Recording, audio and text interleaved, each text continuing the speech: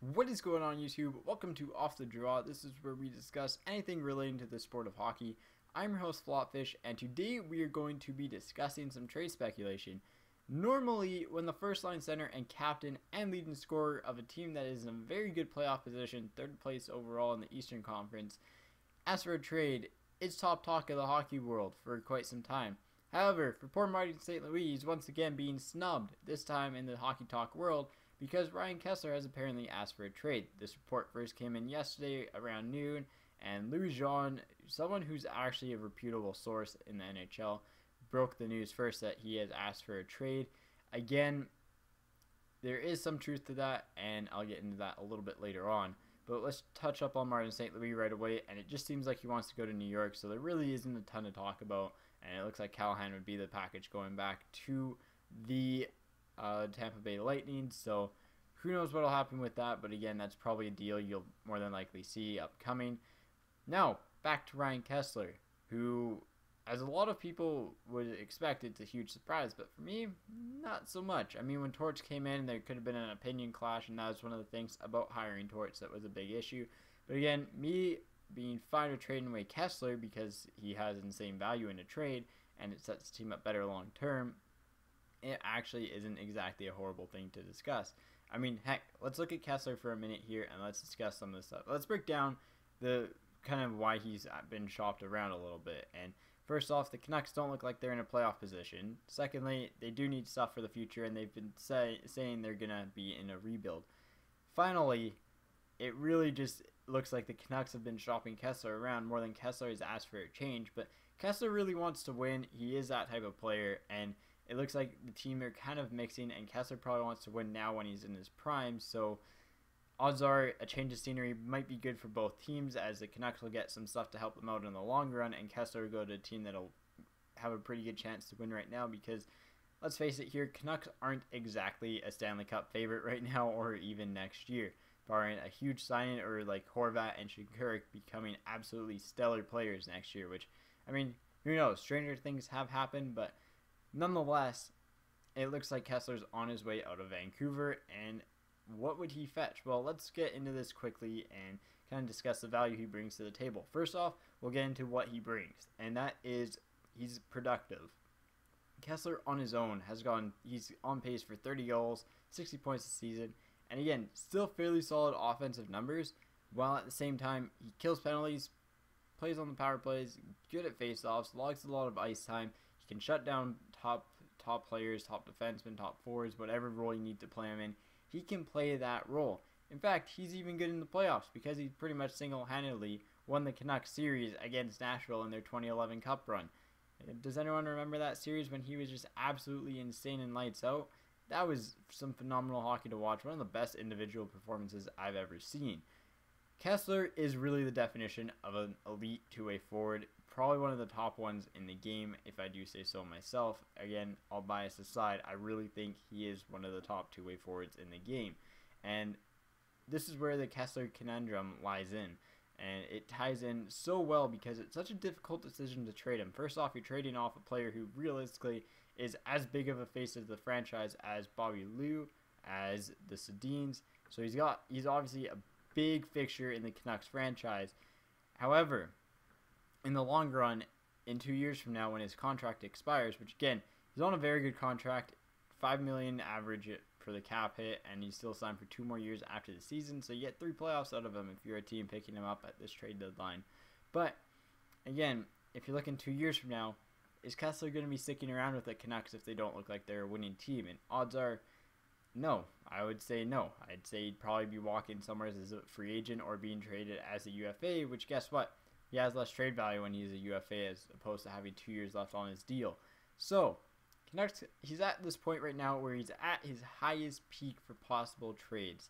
And that's what the Canucks are kind of trying to get in return for him. They're trying to get a really steep price for him, which rightfully so. I mean, he is one of the elite two-way forwards in the game. He's a cornerstone to the franchise, to any team that picks him up. He really will change a team's outlook if he does get traded to them.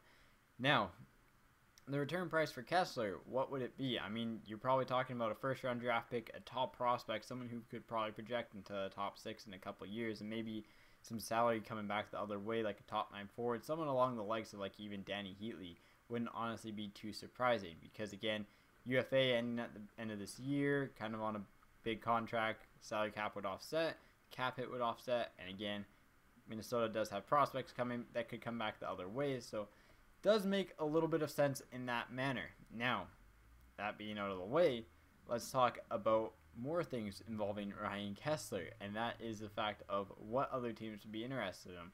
Well, what player wouldn't be what team wouldn't be interested in him? I mean, 29 teams, any playoff team would be interested in him. Any team realistically that isn't in a rebuild would be interested in him. So you probably have quite a few teams knocking at Mike Gillis's door, asking what's his offer, and you probably have over a dozen making some pretty competitive offers on him, which again helps drive his price up, helps teams overpay for him, and again looks better for the Canucks. So it might not be that hard of a decision to actually trade him. Now, again, this is kind of one of those ifs. This is from here on out, it's going to be a lot of ifs. If you guys don't like that type of stuff, I highly encourage you to not watch, but this is a whole bunch of ifs, and the rate at the Canucks prospects are developing. I mean, you have Horvat, who's arguably looking like Kesler 2.0. He's doubled his production in the OHL, or he's not doubled it, but he's equal to it in like 20 fewer games, which is pretty dang impressive. He looked good at the World Junior Championships. Heck, he even almost made the team out of training camp. And same with Hunter Shinkaruk. Although Hunter Shinkaruk did have to have hip surgery, he still is probably going to be a very good forward in 2 years from now. And heck, it isn't exactly unreasonable to think Horvat would slot into Kessler's second-line position 2 years from now as that second-line center, who's a great two-way player, can score goals still, and again, it's completely plausible that happens. And with Shinkaruk developing, hey, could be a pretty good second line there. You have Shinkaruk and Horvat.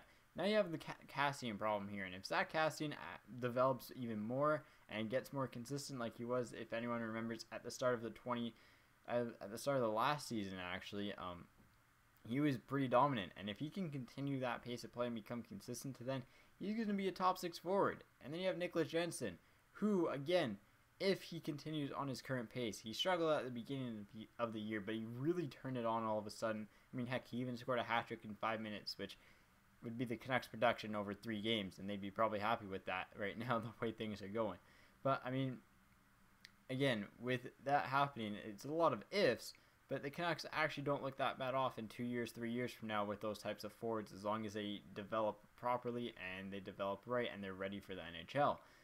Again, you still have the Sedins, you still have Burrows, as long as Burrows can bounce back. I mean, you have youth now on your second line, which if they're entering that stage where they can be dominant players, they look pretty good. You look at what you can get him for Kesler, you're getting probably a player who projects him to be in a top 6 forward in 2-3 years from now, first round draft pick, and probably a throwaway contract or a top 9 forward to fill in the meantime for his departure for this season. But it's just one of those things. Like, if this trade goes down, it could really benefit the Canucks a few years from now. They could be a very, very deep team up front and still have their solid defensive core. Speaking of defense, if the Canucks trade away Edler to, say, Detroit for someone along the likes of, like, Tatar, I mean, it isn't exactly unreasonable. I'd like to see that trade happen, but I doubt it'll happen.